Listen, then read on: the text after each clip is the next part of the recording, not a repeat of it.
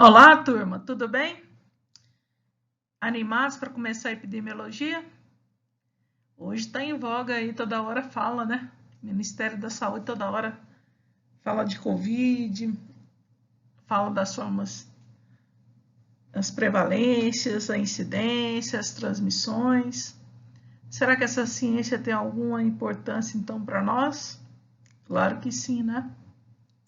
Meu nome é Luciana e nós vamos trabalhar então dentro desse semestre com essa disciplina. E aí a pergunta para os senhores é: o que é epidemiologia? Epidemiologia é o estudo dos fatores que determinam a frequência e a distribuição das doenças nas coletividades humanas. Olha que coisa chique, né? Sempre que as pessoas adoeciam e morriam, né, a população queria saber por quê. Antes a gente achava que era porque Deus queria, porque a pessoa tinha pecados, né? Que era castigo dos deuses. Mas a ciência foi evoluindo. Então, a palavra epidêmio, né? Epi, sobre, demos, povo. Então, é estudo sobre as doenças do povo. Então, é ciência do que ocorre com o povo. Isso é epidemiologia. Ela é a principal ciência de informação que nós temos em saúde, base da medicina, da saúde coletiva e das outras formações da saúde. Vê que todos os concursos caem em questões de epidemiologia e saúde coletiva. Muito, né? A saúde coletiva, ela trabalha com a epidemia com a saúde coletiva. Mas a epidemia, ela precisa de outras coisas além da saúde coletiva. A epidemia, ela precisa da estatística, dos cálculos matemáticos. Não precisa ficar tristinho não, viu, meninos? Quando fala em matemática, todo mundo fica meio assim. Mas ela tem esse elo. Ela transforma os dados em frequências, em análises estatísticas, para ver se tem algum impacto, para descobrir os fatores etiológicos daquelas doenças. Então, quando ela estuda a distribuição dessas doenças, ela tenta relacionar as causas. Então, nós vamos ver que existe a epidemiologia descritiva e analítica. Então, a descritiva é o que está acontecendo. Então, está tendo Covid aí, a gente está descrevendo onde está tendo mais casos, onde tem menos, e a partir disso a gente faz planos de prevenção, de isolamento, não é isso? Onde a gente sabe onde está tendo uma maior prevalência e incidência disso. Então, o principal objetivo da epidemiologia é identificar as causas de uma doença, ok? E ela, então, está na base ali de toda a nossa medicina. Só para vocês terem ideia, né? A Associação Epidemiológica Internacional, que a primeira associação surgiu na Inglaterra, em Londres, né? Ela, em 1973, ela define a epidemiologia como o estudo dos fatores que determinam a frequência e a distribuição das doenças nas coletividades humanas, como eu mencionei para os senhores anteriormente. Enquanto que a clínica dedica-se ao estudo da doença no indivíduo, analisando um por um, caso a caso, a epidemia debruça-se sobre os problemas da saúde em grupos de pessoas, na maioria das vezes envolvendo populações numerosas. Pensa se a epidemia não está sendo importante com essa pandemia da Covid. Então, a epidemia trata de qualquer evento relacionado à saúde ou à doença da população, e não apenas a epidemia, tá bom? Então, nós vamos ver hoje o que é uma endemia, o que é uma pandemia, o que é uma epidemia. Os senhores sabem diferenciar isso para mim? Essa epidemia, essa ciência, então, ela analisa a distribuição dos fatores determinando as enfermidades, danos à saúde, as complicações que vêm disso e eventos associados à saúde coletiva. A partir do momento que analisa isso, essa ciência propõe medidas específicas de prevenção, controle ou erradicação de doenças e fornece indicadores que serve de suporte para o planejamento, administração e avaliação das ações de saúde. Então, hoje em dia, para nós, né, os epidemiologistas são as pessoas para poder controlar essa pandemia. E eles fornecem, então, indicadores de como estão, né, se comportando a população diante desse novo coronavírus. Existe, então, o que a gente chama de diagnóstico clínico e diagnóstico comunitário. Qual que é a diferença disso, Luciana? Diagnóstico clínico é aquele individual, que está preocupado em curar a doença da pessoa, um a um, caso a caso. E aí precisa da história clínica, do exame físico, de exames individuais ali. Então, o diagnóstico é da pessoa. E aí, depois que tem esse diagnóstico, propõe-se um tratamento ou uma reabilitação. E aí vai acompanhando, né, cada um, para ver se melhora, se sai daquela cronicidade, por exemplo, se cura, ok? Já o diagnóstico comunitário tem como objetivo melhorar o nível de saúde da comunidade como um todo. E aí eu preciso de dados da população. Então, eu quero saber quantos pacientes têm problemas de diabetes no Brasil, por exemplo. Quantos pacientes têm problemas cardíacos? Quantos pacientes têm hanseníase? Quantos pacientes tiveram doença de Chagas? Certo? Então, eu estou mapeando essa população e vendo as causas de morte e quanto que onerou isso os serviços de saúde. Quantas pessoas precisaram de internação, de medicamentos. Então, isso eu estou colhendo dados da qualidade de vida da minha comunidade ali. Então, isso é chamado de diagnóstico comunitário. A partir disso, vai se traçar uma estratégia para ter programas de saúde. Então, veio o programa de diabetes, hiperdia, ok, por exemplo. E esses programas, eu quero saber se estão sendo implementados e eficientes.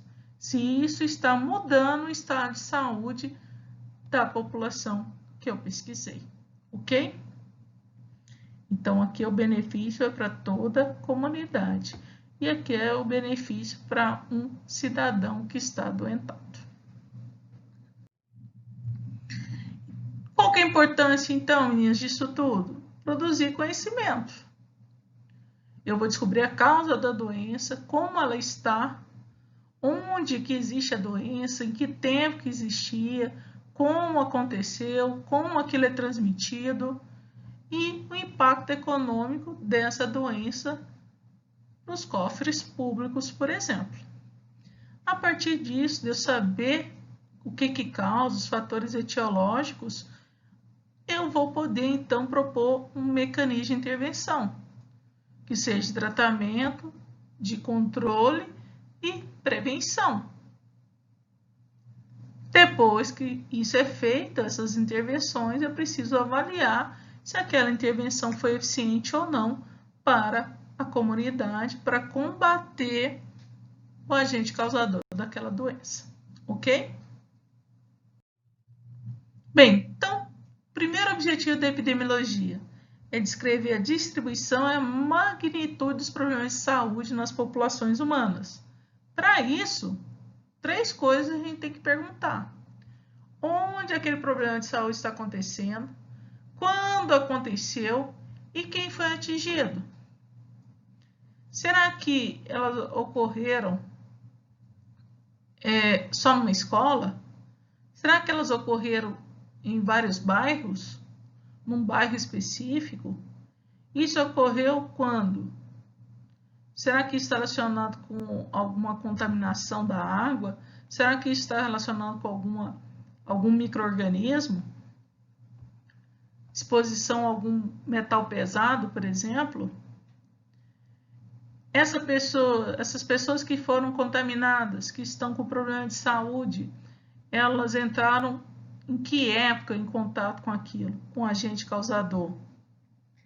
E quem foi atingido? Idosos, crianças, somente mulheres, só trabalhadores? Tudo isso, pessoal, é importante para a gente descrever o que está acontecendo e formular hipóteses de que será que está causando aquele problema de saúde. Então, eu sempre tenho que ter essas 3 palavrinhas na minha mente quando a gente se depara com uma doença. É assim que o epidemiologista funciona. Onde, quando e quem.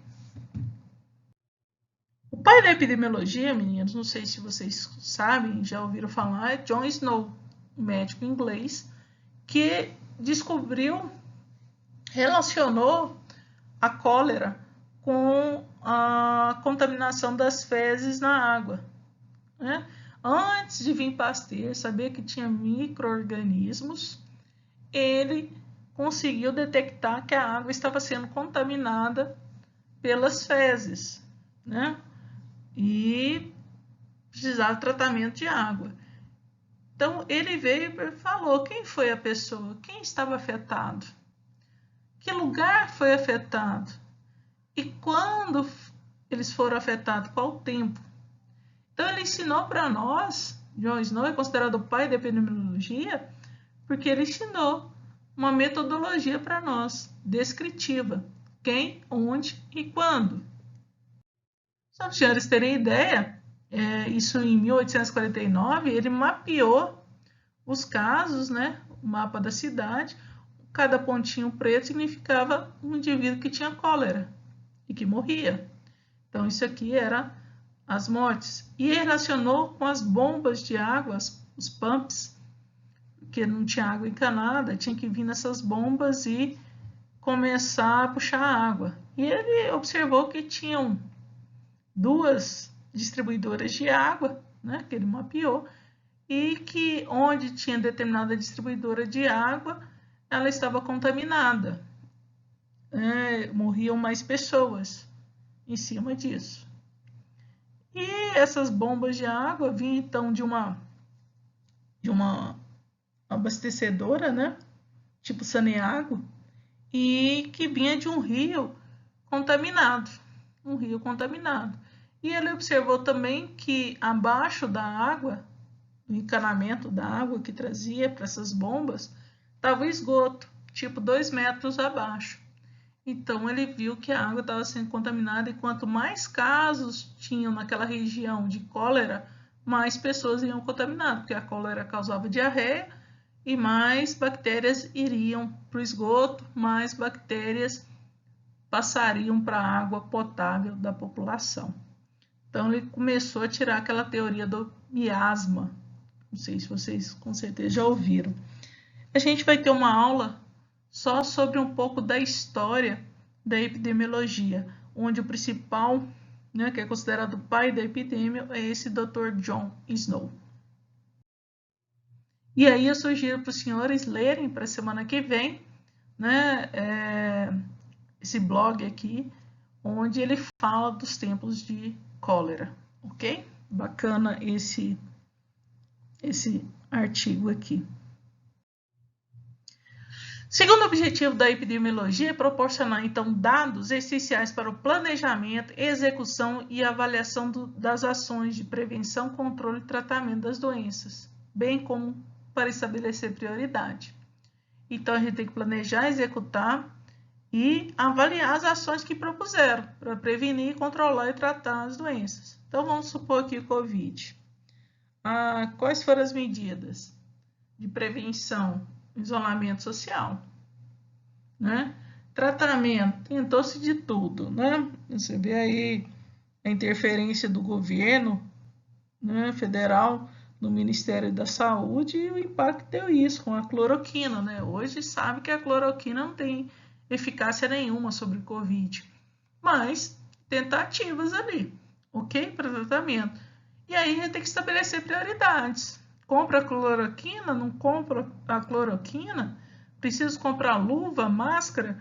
Preciso de aparelho para um respirador? Então, eu tenho que planejar e decidir o que é necessário nesse momento comprar e como atuar.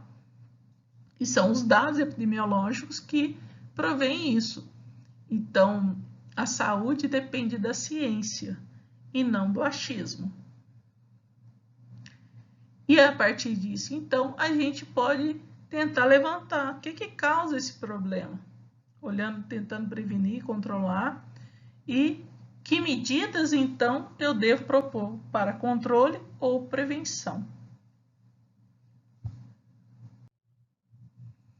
Outro objetivo da epidemiologia é identificar os fatores etiológicos de fato das doenças.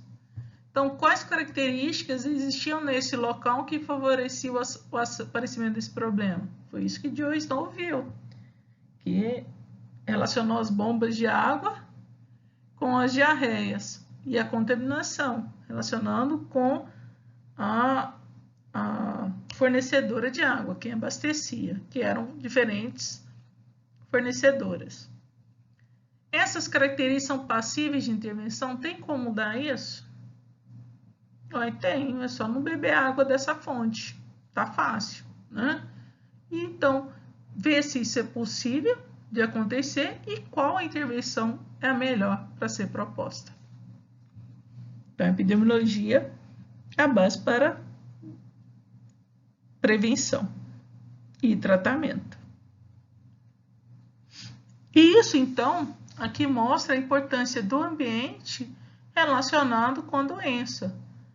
Então, imagina um local onde tem uma região de mineração, onde cai muito mercúrio, peixe é contaminado, e as pessoas têm muito problema de fígado, por exemplo, hepáticos. Como eu vou ajeitar isso? Isso mostra que o ambiente, o rio está contaminado e que tem impacto na doença. Não adianta só tratar o doente. Eu preciso tratar aquele rio. Eu preciso ver como é que está acontecendo essa mineração. Concordam? Esses aqui, então, são os eixos que se baseia, né, a epidemiologia. Ela é interligada, não é só ciências biológicas, né? Ela preocupa com o social, com as ciências sociais, com assistência social e precisa da estatística, como eu mencionei para vocês.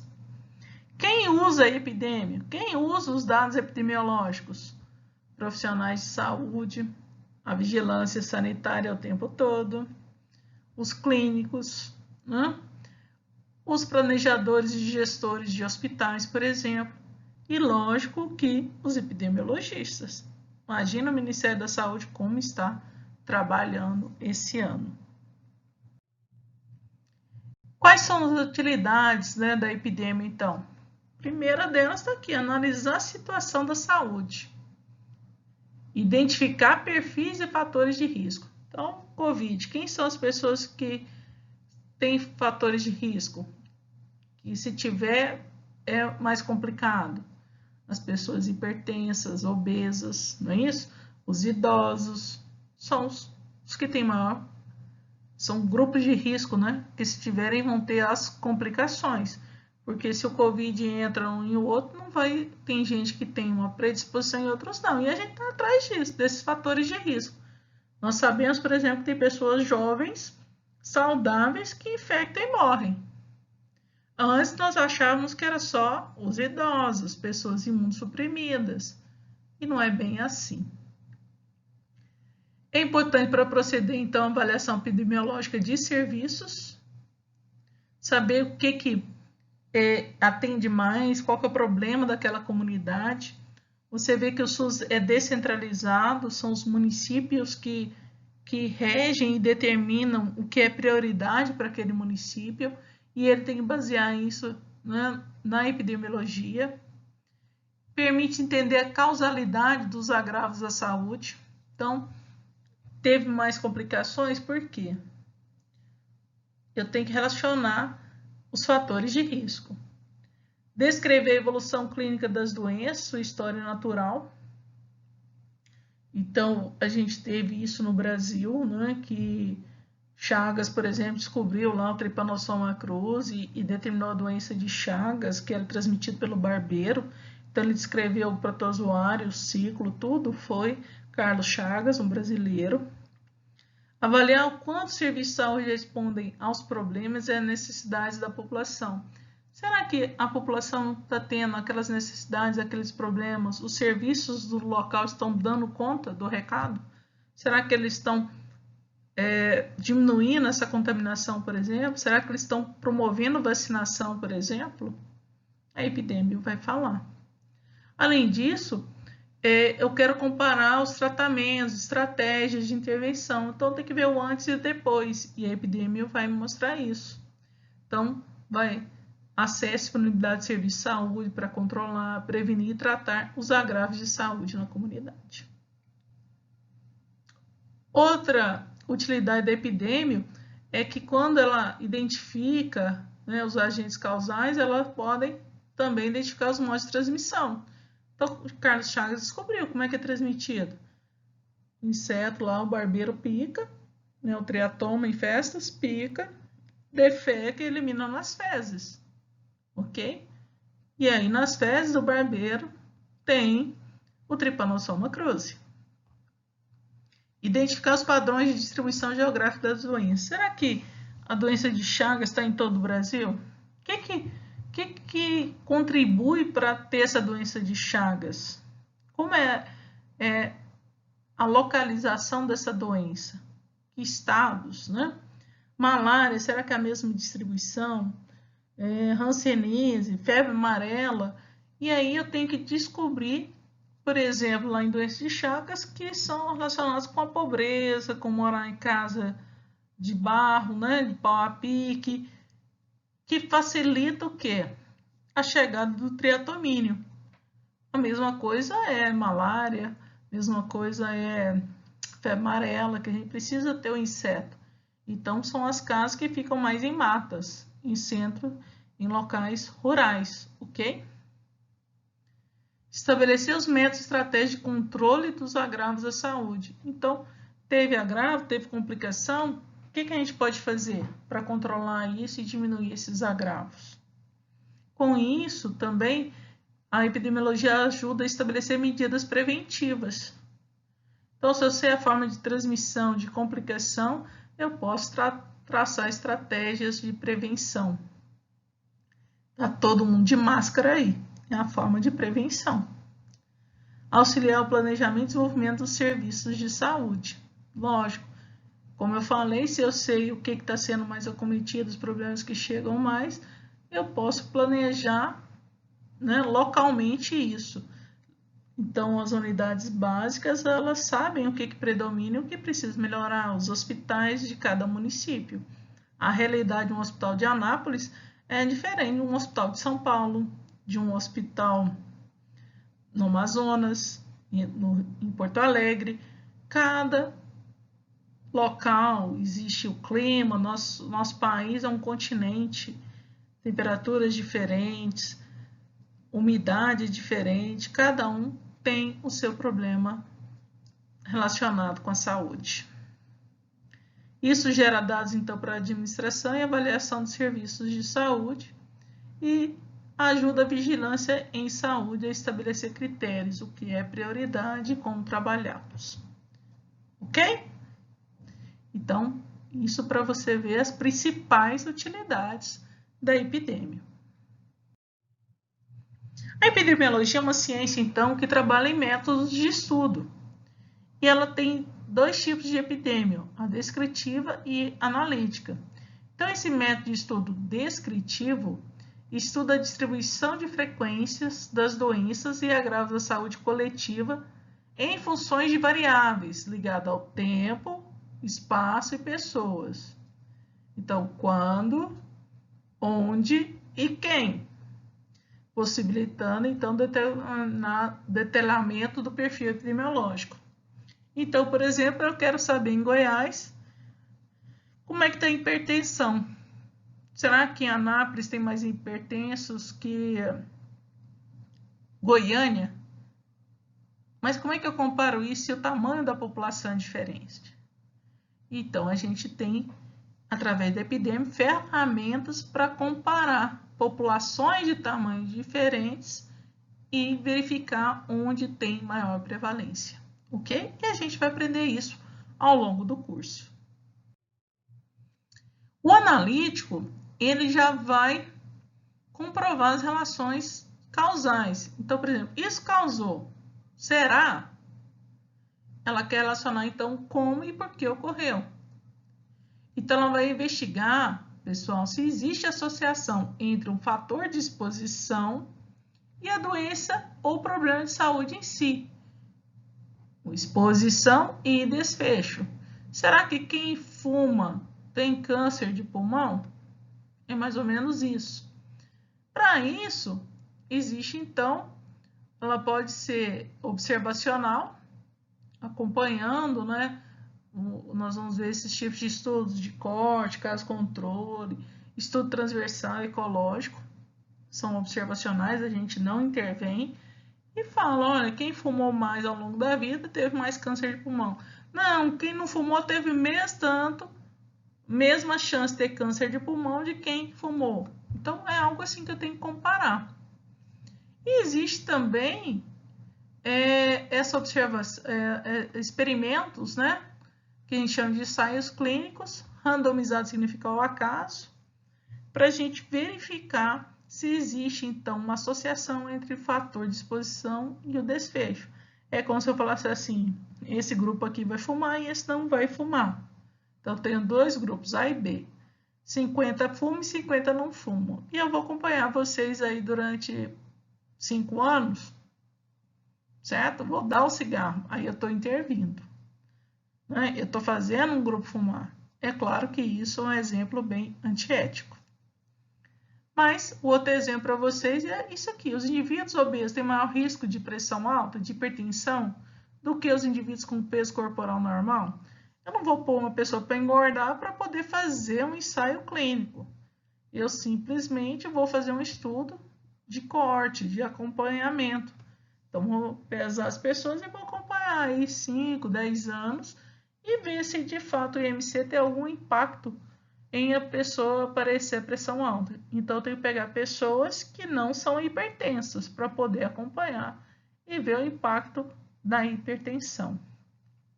Nós vamos ter uma aula só para estudar isso aqui, ver esses tipos de estudos, reconhecê-los e propor, né? A epidemia, ela é muito bacana, ela vai dar muitas ideias para vocês de estudos que os senhores podem desenvolver. Então, a epidemiologia, como eu falei, são dois tipos, descritiva e analítica. A descritiva, ela vai descrever o que está vendo, é observacional. Então, ela vai falar quem, onde, quando, trabalha com frequências absolutas, relativas, e a partir dessa descrição, ela propõe uma hipótese. Formula-se uma hipótese. Aqui existem pessoas com mais diarreia. Será que foi a água que estava contaminada? Será que foi algum alimento que estava contaminado? Eu vou propor uma hipótese para aquela alteração, aquele problema de saúde que eu estou observando. Já a epidemiologia analítica, ela vai, a partir da descritiva, testar uma hipótese. E aí ela usa diferentes tipos de estudos, ok? Então, primeiro tem que acontecer a epidemiologia descritiva, depois é que vem a epidemiologia analítica. Então, em um estudo descritivo, meninos, a gente tem que falar quem, quando e onde. Então, eu estou tendo um problema de doença de Chagas, um problema de malária. Será que tem alguns indivíduos que são acometidos, alguma população específica? Então, eu quero descrever quem são as pessoas que são acometidas. Se tem algum grupo étnico, se predomina o sexo feminino ou masculino, se tem alguma faixa etária que predomina, se acomete crianças, idosos, a quantidade de pessoas que foram em relação àquela população daquela cidade, daquele bairro, da onde está acontecendo. Eu faço também uma descrição socioeconômica de quem foi afetado. Então, ele trabalhava com mineração, ele era carvoeiro, não, ele era professor, certo? Então, foi mais exposto a alguma coisa, ganhava menos ou mais. A gente sabe que as condições econômicas influenciam em doenças infecto-contagiosas, Imagina aí com Covid, onde tem mais chance das pessoas pegarem Covid? As pessoas que moram em regiões de São Paulo, padrão lá, que mora 2 pessoas num apartamento lá maravilhoso, grande, ou nas favelas, onde mora 20 pessoas, 15 pessoas em uma casa, né, que não tem como ter 1 metro de distância de ninguém. É lógico que nas favelas. Como é que faz isolamento social ali? Complicado. E o grau de instrução. Então, por exemplo, Dona Maria é analfabeta, ela não sabe, por exemplo, como lavar alface, colocar lá água sanitária, deixar de molho. É lógico que as pessoas com mais conhecimento sabem ler o que vem escrito, por exemplo, na embalagem, de como limpar, como arrumar, como conservar. Então, a leitura ajuda. Estado civil. Hoje sabemos que pessoas que são sozinhas, por exemplo, solteiras, viúvas, elas têm mais chance de ter depressão do que quem é casado, por exemplo. Claro que depende do casamento, né, meninas? Se for um mau casamento, vai ficar ruim. Deu ruim.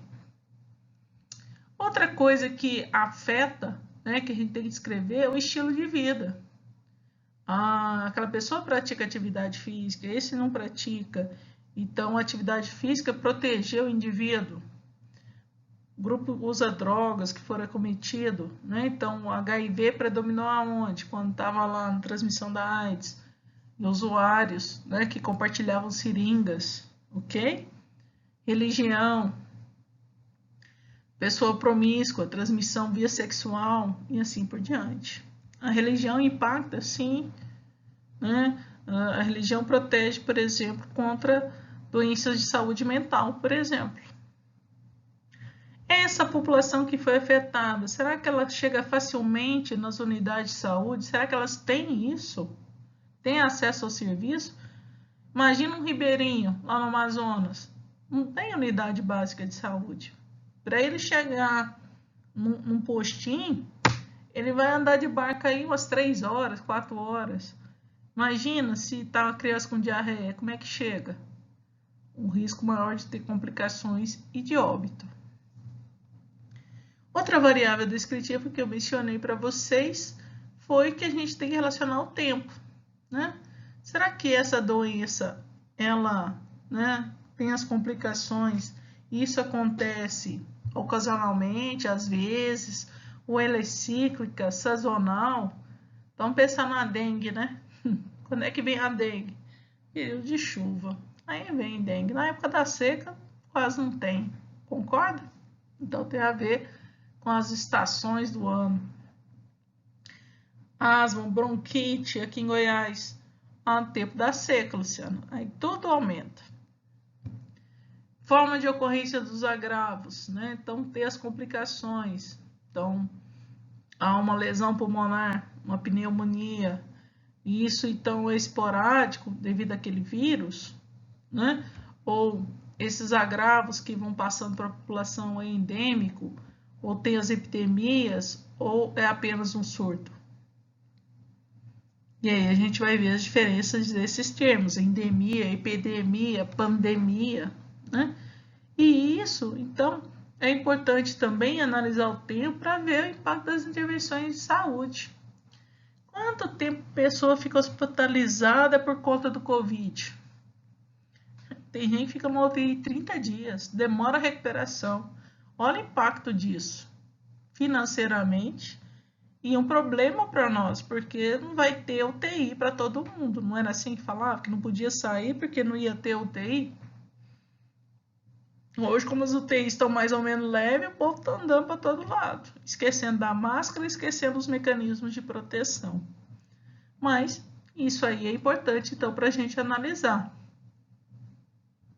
E outro, por último, é onde. E aí a gente vai descrever como. País, né? Então, no Brasil, na região centro-oeste, no estado de Goiás, em Anápolis, no bairro... Eu moro aqui no Colorado.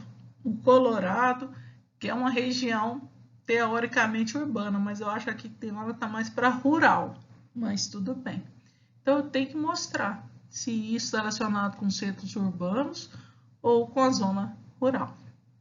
Então, isso aí tudo pode estar num estudo descrevendo quem é afetado, em que tempo e o lugar, e isso pode me ajudar a criar hipóteses sobre aquela enfermidade. Então, isso aqui eu tenho que perguntar: onde ocorreram os agravos? Quem adoeceu? Quando adoeceu? Tem algum grupo especial que é mais exposto a essa doença, a essa enfermidade? Existem regiões mais atingidas? Então, vamos pensar aqui no Brasil, no Covid, Amazonas bombou lá, Belém, Recife, não foi isso? E depois, Rio de Janeiro, São Paulo e assim por diante. Então, tem as regiões mais atingidas. Se a gente pensar no Zika vírus e na microcefalia, onde foi mais atingido? Que a gente viu as crianças nascendo com microcefalia. Foi em Pernambuco. Tem alguma faixa etária mais atingida? No caso da microcefalia, foram os bebês, as gestantes. Tem classe social de maior ou menor risco para aquilo? Será que tem diferença entre as pessoas que têm maior renda com que têm menor renda? E aí, criar algum elemento hipotético que determine o seu surgimento, eu posso formular uma hipótese a partir desse estudo descritivo? Se tiver uma hipótese, eu posso depois analisar e testar aquela hipótese. E aí vem a epidemiologia analítica. Bem, diante disso, né, para a gente ter esses dados, a gente tem que ter indicadores. E aí eu pergunto para os senhores, tem como medir saúde? Existe sim. Existem os indicadores demográficos, sociais, ambientais e um monte de outros que a gente vai aprender aqui na epidemia. Então, por exemplo, como medir saúde no município? Eu posso mostrar os índices de mortalidade, de morbidade, né? A gente pode mostrar os índices de hospitalização, as causas disso, ok? Os indicadores sociais, existe algo chamado IDH, né? Índice de Desenvolvimento Humano, grau de instrução, escolaridade, são indicadores sociais.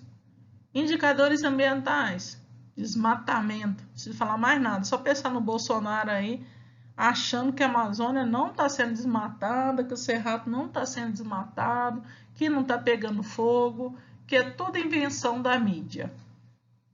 E assim anda a ciência no Brasil. Então, existem variáveis epidemiológicas que indicam saúde, que são os indicadores de saúde. Essas variáveis, então, né, são utilizadas para que a saúde seja quantificada e para permitir comparações na população. População de tamanhos diferentes eu posso comparar usando esses indicadores. Esses indicadores devem, então, refletir com fidedignidade o panorama da saúde de uma população. Esses indicadores devem, então, apresentar validade, confiabilidade, clareza, simplicidade e objetividade. Além disso, meninos, para comparar a frequência de uma doença entre diferentes grupos, como eu falei, tem que levar o tamanho da população. E eu preciso saber se essa população é predominante, homens ou mulheres. E a faixa etária, será que essa população é mais de idoso? Será que em uma determinada cidade eu tenho 70% de idosos e outra eu tenho 30% de idosos? É uma cidade mais jovem? Será que dá para comparar isso? E a gente vai aprender na epidemia que a gente tem que estratificar pelo sexo e pela idade também para poder fazer comparações. Então, isso aqui são indicadores de saúde que todos nós vamos estudar e ficar experts. A gente vai ver, então, os índices de mortalidade, sobrevivência, morbidade, que é de adoecer, e as complicações que vêm desse adoecimento. Indicadores nutricionais, né? Eu quero saber se tem obeso, se tem desnutridos.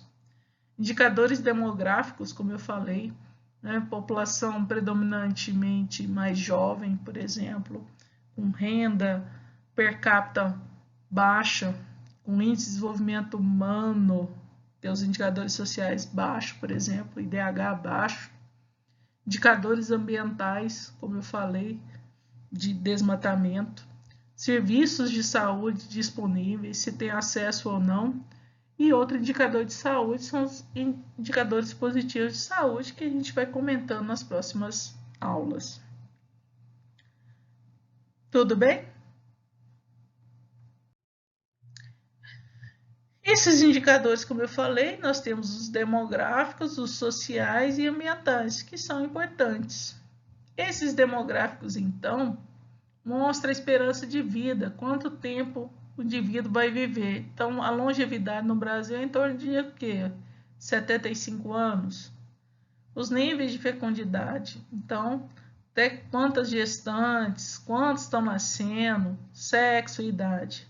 Isso aqui não é obtido só no SUS, nas plataformas do Ministério da Saúde.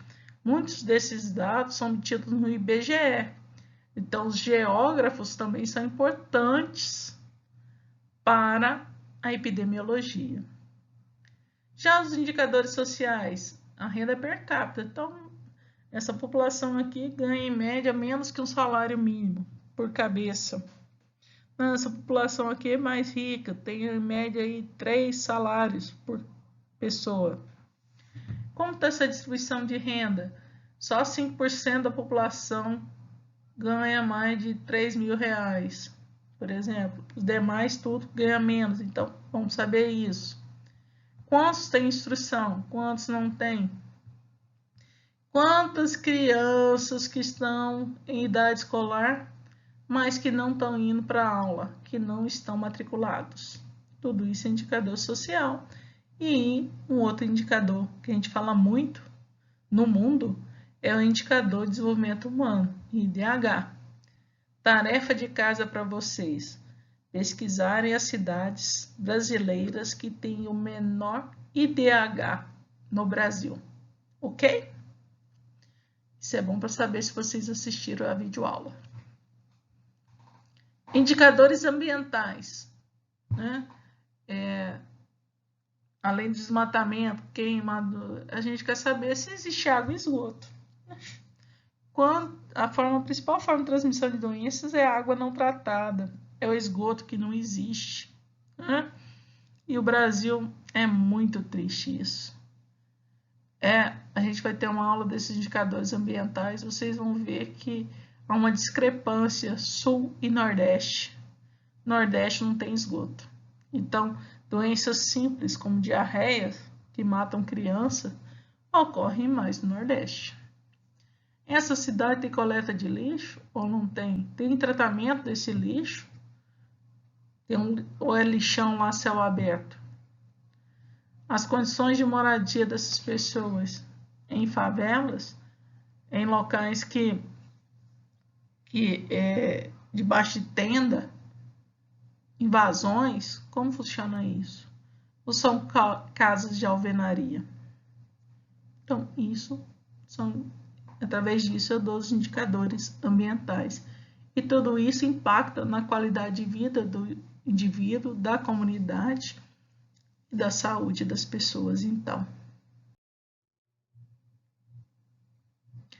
Bem, diante de tanta coisa que eu já falei de epidemia para vocês, né?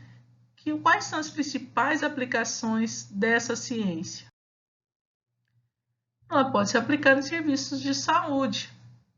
É o mais comum que a gente lembra, né? É só pensar no Ministério da Saúde, né? Nas secretarias de saúde municipais, elas vão analisar a situação de saúde. Olha lá, o boletim epidemiológico vem de onde? Dessas unidades. E vai permitir planejar ações de saúde, melhorar a vigilância em saúde, aí entra vigilância sanitária, vigilância epidemiológica, né? Em ciências em saúde coletiva, vocês vão ver bem essas diferenças. A avaliação do impacto dos serviços, então, a gente propõe a intervenção, planeja e vai ver se isso melhorou, né, no meu planejamento, no meu atendimento, daqueles programas e das tecnologias em saúde. Outra importância da epidemia é na gestão, então. Pensa o Ministério da Saúde, ele que traça as políticas públicas para nós. E aí ele vai dar prioridade. O que eu preciso investigar? Onde que eu tenho que mandar mais dinheiro? Agora está indo tudo para o Covid, ok? E aí pode reconfigurar os serviços, contratar, campanha de vacinação, está tendo surto de sarampo, eu preciso melhorar essa vacinação. E isso tem um impacto, então, na prática da gestão daquele que cuida no hospital, do gerente. E tem um impacto direto, então, na prática do enfermeiro, do médico, do farmacêutico que está ali.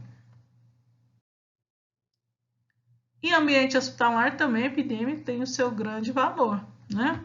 Então, imagina uma infecção hospitalar. Imagina a situação lá de um hospital que teve, foi no Rio, acho que foi no Rio de Janeiro, onde várias pessoas morreram de Covid. Tinha muito idoso lá. O que acontece? Um transmitia para o outro e eles não estavam se cuidando. O hospital não estava prevenindo a infecção. Tanto que tirou os idosos de lá, fechou o hospital e foi desinfectar, vamos limpar. Você nem se abriu. Então, isso vai então ver o controle de qualidade no atendimento, na prestação de serviço, nos cuidados médicos e vai permitir então a análise dessa utilização. E é importante algo que nós vamos aprender, que é a notificação compulsória. Será que aquele hospital está notificando os casos? Ou é uma subnotificação, que é o que mais acontece em nosso país? E a epidemiologia, então, a partir disso aqui, permite aprimorar as decisões clínicas. Quais protocolos vão ser adotados para o tratamento da COVID, para o tratamento do paciente infartado, para o tratamento da malária. E esses protocolos são criados a partir de algo que a gente chama de medicina baseada em evidência. Não é achismo. Então, queridos, cloroquina não era medicina baseada em evidência, e sim achismo. E olha o prejuízo financeiro que deu. Quanto que fez de cloroquina lá o exército brasileiro, a farmácia? Quero ver quem vai consumir tanta cloroquina. Por mais paciente com malária que tenha, não vai consumir. Bem, meninos, e qual que é o objetivo, então, da epidemiologia? Com tudo isso nós falamos. É produzir conhecimento e tecnologias que são capazes de promover a saúde não só do indivíduo, mas de todos. Ou seja, que alcance medidas que melhorem a saúde do coletivo e do indivíduo, finalmente. Tudo bem? Só para os senhores terem ideia, vocês lembram do Mandetta dando entrevista, né, o ministro da Saúde, antigo ex-ministro da Saúde, e ele vinha todo dia fazer um boletim epidemiológico, lembra? 4 da tarde. Aí muda ministro, cai ministro e pararam de dar as informações. Mas os senhores podem acessar o Ministério da Saúde e ver esses boletins epidemiológicos para poder aprender mais sobre essas informações. Esses boletins referem-se a uma semana no caso. Isso aqui vai levar então vocês para o portal do Ministério da Saúde. Vocês vão chegar nessa página, vocês vão descer, né, aqui e vão chegar aqui, boletins epidemiológicos, ok? Vão clicar aqui nos boletins. Clicou, boletins, os senhores vêm aqui em números recentes. Chegou em números recentes, tá vendo? Isso foi atualizado dia 13/11, ok? Vocês vão passar a barra para baixo, descer. E aí vem aqui o boletim epidemiológico 38, né? Sobre o coronavírus, tá vendo? Boletim 37, coronavírus. E tem outros boletins, olha aqui. Vigilância sentinela das doenças neuroinvasivas por arbovírus. Síndrome inflamatória multissistêmica pediátrica associada à Covid. Olha aí. Sarampo, tá vendo? Olha esse boletim. Também associado à Covid, ó, multissistêmica em crianças, né? Vigilância epidemiológica de sarampo. Então, os senhores clicam em um desses boletins e vai sair o boletim aí. Então, esse boletim, se vocês verem aqui, é 25 de outubro a 31 de outubro, foi o último boletim sobre Covid. Sugiro os senhores lerem, e aqui a gente vai poder trabalhar um pouco sobre esses boletins e aprender alguns termos que a gente usa na epidemiologia, ok? Então, está aí para os senhores acessarem e dar uma lida nesse boletim aí e marcar os termos desconhecidos. É a mesma coisa. E aqui outra coisa que queria mencionar com os senhores é que nós temos alguns termos que são importantes e que toda hora a gente está ouvindo na mídia agora. Epidemia, pandemia e endemia. Qual que é a diferença desses termos? A epidemia refere-se a uma doença infecciosa e transmissível, que ocorre numa comunidade ou região e pode se espalhar rapidamente entre as pessoas de outras regiões, originando o que a gente chama de surto epidêmico. A epidemia, pessoal, caracteriza pela incidência, ou seja, casos novos em curto período de tempo, de grande número de casos de uma doença, ou seja, o elevado número de casos novos e a rápida propagação daquela doença. Com o tempo e um ambiente estável, a ocorrência da doença passa de epidêmica para endêmica e depois para esporádica, ou seja, desapareceu. Assim esperamos que ocorra, né? Com várias doenças. Quando eu falo que existe um surto na cidade, né? Surto é a ocorrência epidêmica restrita a um espaço estritamente delimitado. Então, aconteceu um surto de diarreia numa escola, ok? Então, aquelas crianças comeram uma merenda lá e tiveram diarreia. Teve um surto ali devido àquela diarreia, tá bom? Mas lembre que sempre a epidemia refere-se a uma doença infecto-contagiosa. Já a endemia é uma doença localizada em um espaço limitado. Ela se traduz pelo aparecimento de um menor número de casos novos ao longo do tempo, porém, continuamente está tendo casos. Então, imagina a febre amarela lá no Amazonas. São poucos casos, mas sempre está tendo. Então, a febre amarela é endêmica na região do Amazonas. Logo, o que define o caráter endêmico de uma doença é o fato de ser a mesma peculiar a um povo, a uma região, país ou região, isso é, ocorre apenas em determinado local, não atingindo nem se espalhando para os outros. Ok? Então tem febre amarela no Amazonas, mas não fica aí passando para nós. Apesar que teve um ou outro caso, mas foi raro. A pandemia é o que a gente está vivendo. Nós estamos vivendo a pandemia do Covid. Então, é uma epidemia que atinge grandes proporções, grandes populações, mais de um ou mais continentes, por todo o mundo, causando inúmeras mortes ou destruindo cidades e regiões inteiras. Então, a gente teve pandemia da AIDS, pandemia da tuberculose, da gripe espanhola, que morreu muita gente, da peste, né? do H1N1, né? Da Covid-19. A gente está vivendo ela. Os critérios de definição de uma pandemia são que a doença ou condição, além de se espalhar ou matar um grande número de pessoas, deve ser o quê, gente? Infecciosa. Então, endemia, epidemia, pandemia refere-se à infecção e que tem contágio.